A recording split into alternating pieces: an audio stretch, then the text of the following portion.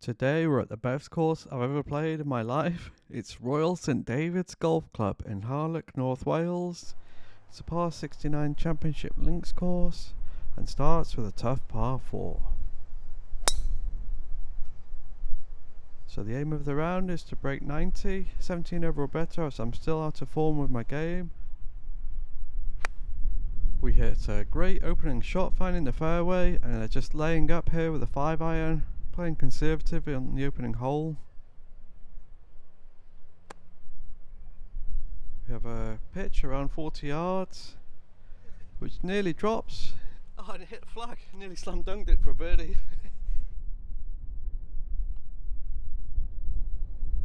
The par putt misses, but we're really happy with a stress-free bogey on the opening hole. Good start to the round. Hole 2 is a short par 4, first view of Harlech Castle.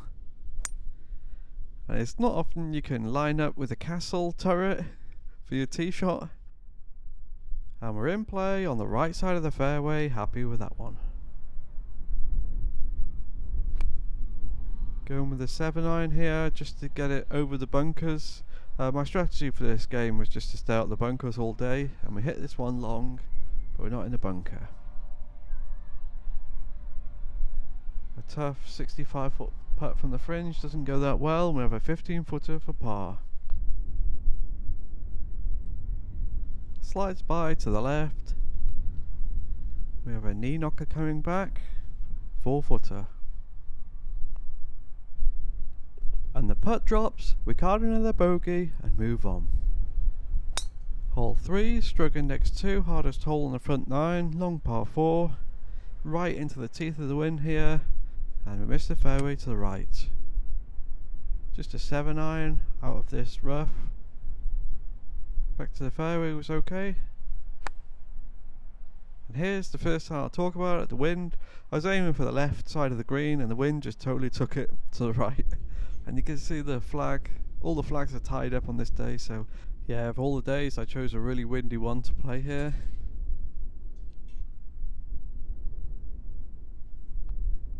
The car park in the background is for the holidaymakers going to the beach.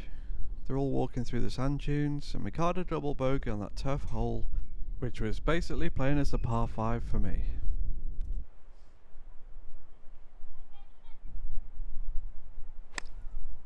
Hole 4 is the first of the par 3s.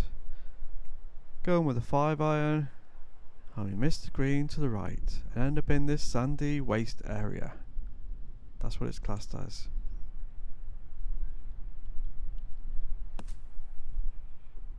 We splash one onto the green, happy with that one, and have a 28-footer for par, uphill. I was a bit heavy-handed with it, and we missed the knee knocker coming back, that 5-footer, and we card another double bogey. Not a well-played hole, that one. Hole 5 is a par 4 from a slightly elevated tee. It's really downwind this hole, and you can see the bunkers both sides of the narrow fairway. Straight down the middle. We're in position A1 now, right in the middle of the fairway here.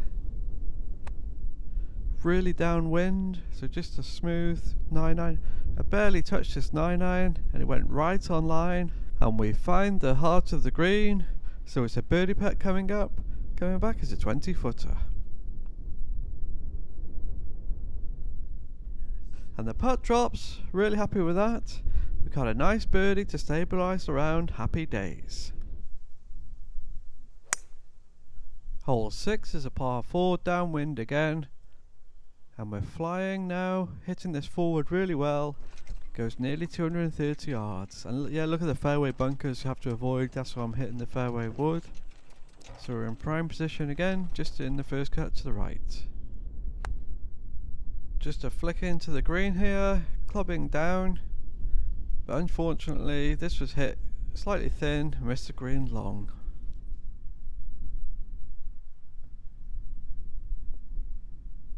From a bad lie at the back of the green, we hit one on and have a long putt for par.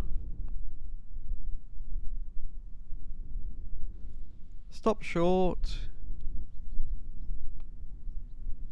And we fist bump, hold the 5-footer to card a bogey and keep the momentum going nicely. Hole 7's the first of the par 5s, 2 of them back to back here at Royal St David's, and the tee shot finds the right side of the fairway. That's a good hit, it's just gone nowhere, the wind just killed it. Second shot here, I was a little bit worried about a central bunker, but we got over it okay, and we're in the first cut to the left, with a good chance to hit the green in regulation. So clubbing up with a 6-iron here. Look how much the clouds are moving just on the shot. And yeah, we missed the green to the right by a hair's breadth, but still have a birdie putt. It's around 30 foot from the fringe. And the putt nearly drops for the second birdie. Would have been nice to make that one. And we tap in for the easy par, solid golf. First par of the day, better late than never. Hole 8's the last of the par 5s, playing downwind a lot, and we hit our worst tee shot of the day. Ah, that's a snap hook left, gonna have to hit a provisional. 3 off the tee, not good news. The first one just went straight into the deep rough, and the third shot here is in play. Our first snap hook of the day off that tee. It was a bit of an annoying one, but just have to keep going, keep grinding. Shot 4 here, I nearly ended up in the fairway bunker. You can see why I didn't hit driver, as it just brings the bunkers into play. We have an awkward yardage for the 5th shot here, and go a bit long. And this green here is one where you can see the top of Snowdon, but it was a bit cloudy on this day, so yeah, there are nice views from all around the course. And the lag putt goes amazing. And we tied it up nicely with a 3-footer for a double bogey, which is par with the second ball, which is not too bad all things considered. Hole 9 is a par 3, playing right into the wind here. And I just hit a total miss hit with this 5-iron. Don't know what happened there, just lost loads of distance. And from missing short a long way, we're a bit heavy-handed with this pitch shot. I have a 35-footer for par, all downhill. I was a bit defensive with that one. And the 6-footer for bogey goes by and just keeps going. And we have a 5-footer for the double. And this one, yeah, stops close. And we tap in for a really annoying triple bogey. Nothing like a 4-putt. So the front 9 score was 47, 11 over, some good, some bad, a mixed bag, which is normal for me. It's actually playing quite well, but I got a couple of tough breaks. A 3-putt, a 4-putt and a snap hook off the tee really cost me, but we still have a chance to break 90 if we shoot 6 over or better, so let's see what we can score on the back 9 at Royal St David's Golf Club. This is massively into wind again. It's a 3-shot par 4, I think.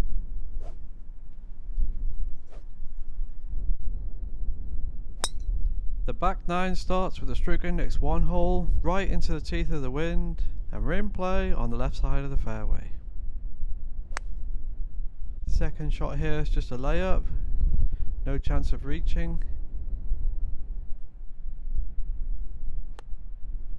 And we have another one of those awkward short pitch shots to the green. Wow, the wind affected that so much, that ball flight. This 22-footer for par was all uphill. And we missed the short putt for bogey somehow. And tap in for a 3-putt double bogey. The less said about that, the better. That's not what we wanted.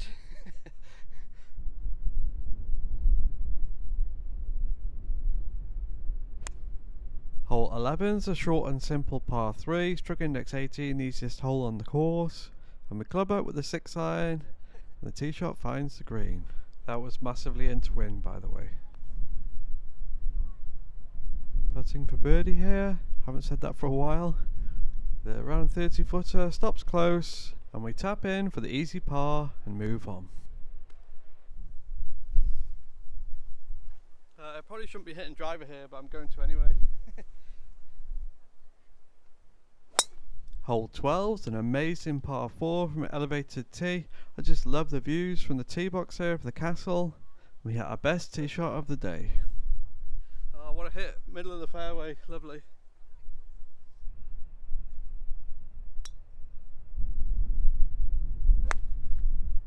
I wasn't sure what club to use for this approach shot here, but it was the wrong one. Oh, it's nearly topped it. It's like the bottom groove, but it's down there somewhere.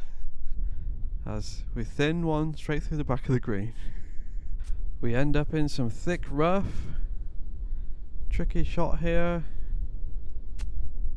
Just a hit and hope kind of gouge out towards the flag. Goes okay. We have a 15-footer for par. Stops close, and we card the bogey with no drama and move on. Hole 13 is the longest of the par 4s on the back 9. That's not a typo, 442 yards, and we lose the tee shot out to the right slightly, but the wind was off the right and helped us to still be in play. Oh, I'm happy there's not going in the bunker, but I'm absolutely miles back here, just a hybrid down the fairway again. Tough these holes into wind. And I like hitting this hybrid, the 22 degree. I hit kind of a low knuckleball, and the second shot goes really well. Yep, that's perfect for me. We have another awkward pitch yardage, 57 yards, and this time I gripped down on it. I changed the technique and it was a much better result. And the 6-footer for par just misses to the left. We card another bogey on that tough par 4. And now it's on to probably the toughest tee shot on the whole course. Long par 3, massively into wind. The guy before me hit driver on this hole. I was just smashing the forward, hoping to get up there and hit a total miss hit off to the left into the thick rough. 3 off the tee, not good news. Second time actually gripped down on the forward and then just try and aimed it out to the right, and it's much better result, just missing the green short right. Putting it from off the green here, it's a percentage play, and it stops 7 foot away. It looks worse on camera than what it did in person. We just missed a 7-footer, good pace on that one, and we tap in and card our second triple bogey of the day. Hole 15 is the signature hole at Royal St David's, par 4 from elevated tee. Amazing views down the coast here. Massively into wind here, obviously, as you can see everything. And we're in play with a tee shot on the fairway. Yep, seems pretty good.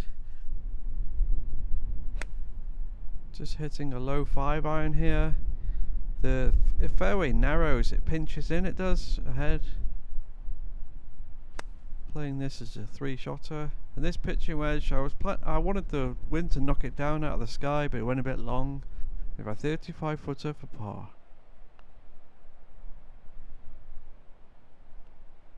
And yeah, just hammered that one. I think it was the wind just playing tricks with my mind. You lose all feel sometimes once you get him like buffeted around.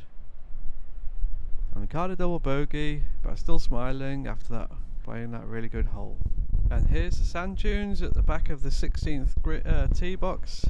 Yeah, I just took a little stroll there and got totally sandblasted. It's so windy, you can see the sand just flashing by there. And shout out to the Smithy 100 Golf Courses in a Year channel. He gave me the idea to go on these sand dunes. Great channel. Back to the golf. Hole 16 is an amazing par 4 from an elevated tee. Probably shouldn't be hitting driver here. And this time we don't get away with it. We lose the tee shot out to the right. On the bank, am I? Just went over it, being the rough a little bit. Oh, nice one. And after around a 2-minute search, I finally found the ball. It's Rixton Softfield, that's what I play. And it's really deep in this juicy rough on the right.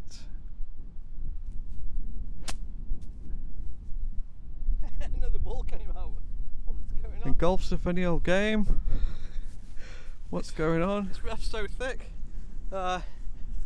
Anyone lost a calorie? What's that? HO hot calorie hot yellow, anyone? Can't believe that. I shouldn't have been hitting the 7-iron from that deep rough. Should have been just a wedge back to the fairway. Anyway, we hit a grip down sand wedge onto the green and have an 18-footer for par. Stopped short. It was a downhole putt, that one. I was a bit defensive on it. And we card another bogey and move on. I have no idea what's down here. Just going to blast driver. Hole 17 is the last of the par 4s. It's another quite tight hole. We hit a miss hit off the tee, but it stayed in play. Yeah, you can play through, mate, if you want. I did hit a provisional here, as I thought the ball went in a gorse bush, but found the original ball, so happy with that one. Second shot is good there. Third shot with the 8-iron, just aiming for the front edge, as there's loads of bunkers on this hole guarding the green. That was a bad swing. And strolling up to the green here, just holding my breath, which bunkers the ball in, and somehow it skirted all the bunkers.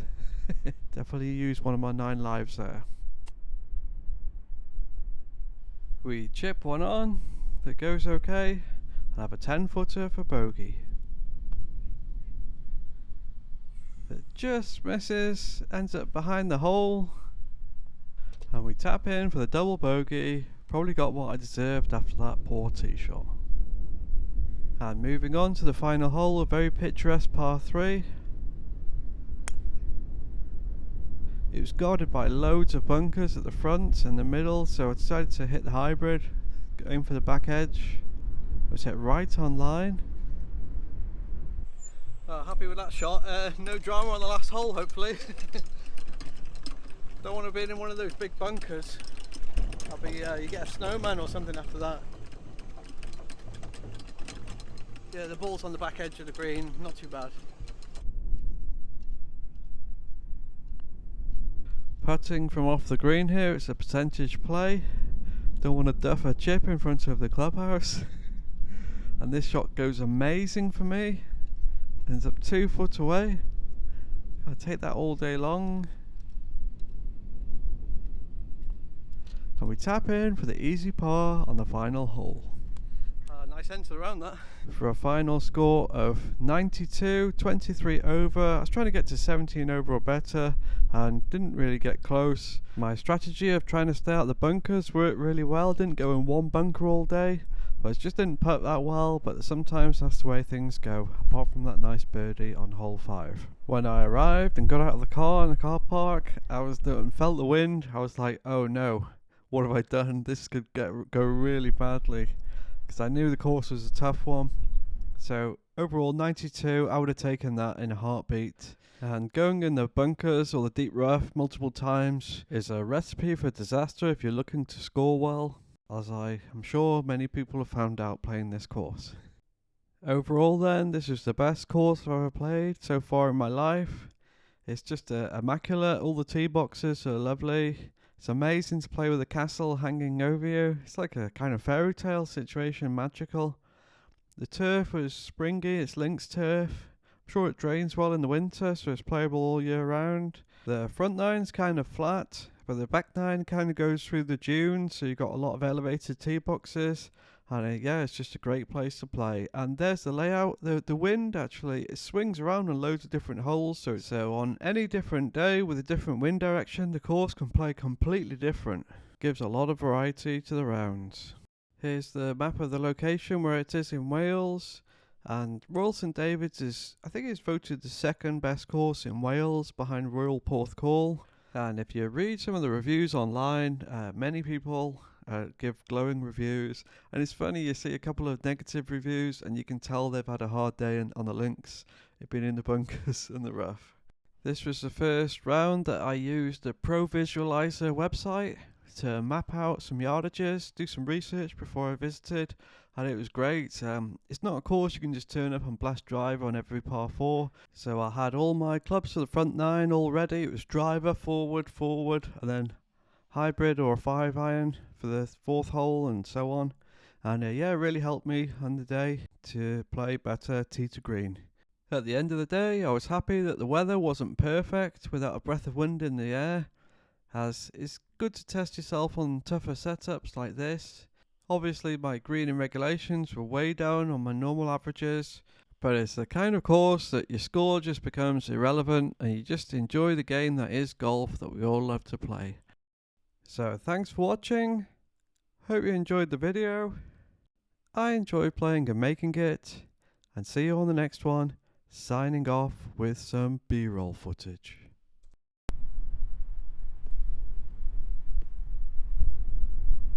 You have to time your swing with when the wind drops. It's really weird.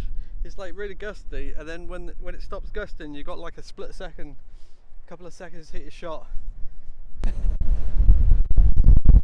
With the wind strong over here, all the sand's going to my eyes. This is the back of the 16th tee.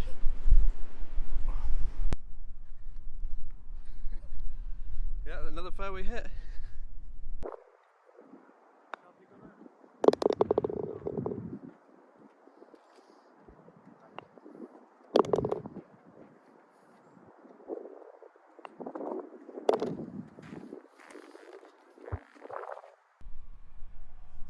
Yeah, it's 140, wind's off the right, kind of knocking the ball down a bit. I'm just going to hit a solid 7-iron. I think this green's massive, it looks like. Never anywhere other than the middle of the hole, that one.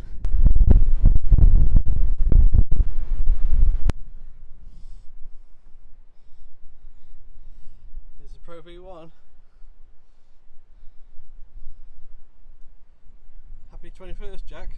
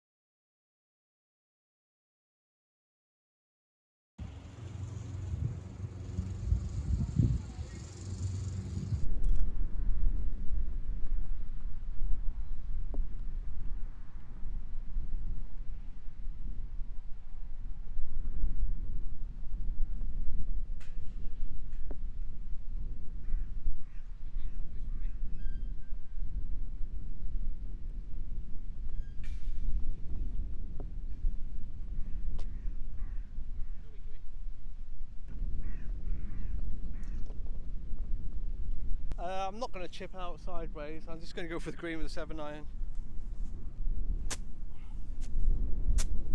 May as well.